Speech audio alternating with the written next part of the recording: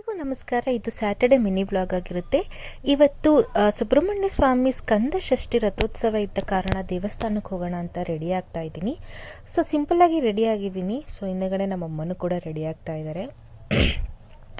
ಷಷ್ಠಿಯ ದಿನ ಯಾವಾಗಲೂ ನಾನು ಉಪವಾಸ ಇದ್ದು ದೇವಸ್ಥಾನಕ್ಕೆ ಹೋಗಿ ಬಂದ ಮೇಲಿಂದನೇ ಕೂಡ ನಾನು ನನ್ನ ಉಪವಾಸನ ಬಿಡ್ತೀನಿ. ಸೊ ಇದು ಒಂದು ಮಹೋತ್ತರವಾದ ದಿವಸ ಅಂತ ಹೇಳ್ಬೋದು. ಸುಬ್ರಹ್ಮಣ್ಯ ಸ್ವಾಮಿ ಷಷ್ಠಿ ಸ್ಕಂದ ಷಷ್ಠಿ ಮಹೋತ್ಸವ.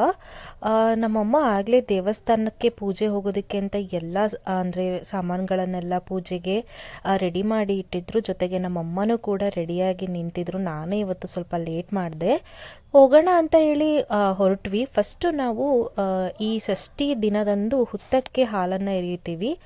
ಸೊ ಆ ಒಂದು ವಿಧಾನಕ್ಕೆ ಬೇಕಾದಂತಹ ಎಲ್ಲ ಸಿದ್ಧತೆಗಳನ್ನು ಮಾಡ್ಕೊಂಡಿದ್ರು. ಸೊ ನಾವು ಲೊಕೇಶನ್ನ ರೀಚ್ ಆದ್ವಿ. ಅಲ್ಲಿ ಆಲ್ರೆಡಿ ಯಾರೋ ಒಬ್ಬರು ಬಂದು ಪೂಜೆ ಮಾಡ್ತಾಯಿದ್ರು. ಸೊ ಅವ್ರು ಹೋಗೋ ತನಕ ನಾವು ವೇಟ್ ಮಾಡ್ತಾ ಇದ್ವಿ. ಷಷ್ಠಿ ದಿನದಂದು ಹುತ್ತಕ್ಕೆ ಹಾಲೆರೆದು ತನಿ ಎರಿಯೋದು ಅಂತ ಹೇಳ್ತೀವಿ. ಸೊ ನಾಗರ ಪಂಚಮಿಗೆ ತನಿ ಎರಿತಾರಲ್ಲ ಆ ಥರ ಎರಿಯೋದು ಇದು ಕೂಡ.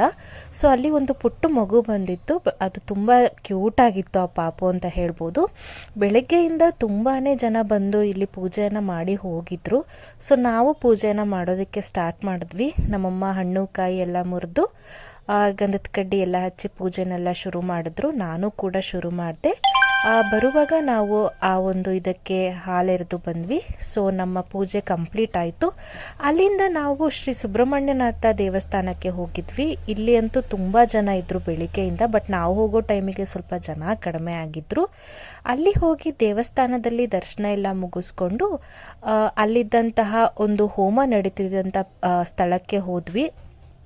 ಆ ಹೋಮದ ವಿಶೇಷ ಏನಪ್ಪ ಅಂತ ಅಂದರೆ ಸುಬ್ರಹ್ಮಣ್ಯನಾಥ ಸ್ವಾಮಿ ಅವರ ಒಂದು ಮಂತ್ರಗಳನ್ನು ಅಷ್ಟೋತ್ತರಗಳನ್ನೆಲ್ಲ ಹೇಳಿ ಈ ಒಂದು ಹೋಮದನ್ನೆಲ್ಲ ಮಾಡಿರ್ತಾರೆ ಅಂತ ಹೇಳ್ತಾರೆ. ಮತ್ತು ಈ ಒಂದು ಪೂಜೆಯನ್ನು ನಾವು ಅಟೆಂಡ್ ಮಾಡಿದ್ರೆ ನಮಗಿರೋದಂಥ ಕಷ್ಟಗಳೆಲ್ಲ ಪರಿಹಾರ ಆಗುತ್ತೆ ಅಂತ ಒಂದು ನಂಬಿಕೆ ಕೂಡ ಹೌದು. ಸೊ ನಾವು ಅಲ್ಲಿ ಎಲ್ಲ ಇದ್ದಂತಹ ಹೋಮ ಆಗಿರ್ಬೋದು ಚಿತ್ರಗಳನ್ನೆಲ್ಲ ನೋಡಿ ದೇವರಿಗೆಲ್ಲ ನಮಸ್ಕಾರ ಮಾಡಿಕೊಂಡು ಹೊರಟ್ವಿ. ಆಮೇಲಿಂದ ಗೊತ್ತಾಯಿತು ಪಕ್ಕದ ರೋಡಲ್ಲೇ ಪ್ರಸಾದ ಕೊಡ್ತಾ ಇದ್ದಾರೆ ಅಂತ ಹೇಳಿ. ಸೊ ಪ್ರಸಾದ ಇಸ್ಕೊಳ್ಳೋಣ ಅಂತ ಹೋದ್ವಿ. ಪ್ರಸಾದದ ಕ್ಯೂ ಯಾಕೋ ಸ್ವಲ್ಪ ಜಾಸ್ತಿನೇ ಇತ್ತು. ಲಾಡು, ಮೊಸರನ್ನ, ಅವರೆಕಾಯಿ ಗೊಜ್ಜು ಹಾಗೂ ಪಲಾವ್ ಇದಿಷ್ಟು ಪ್ರಸಾದವಾಗಿತ್ತು.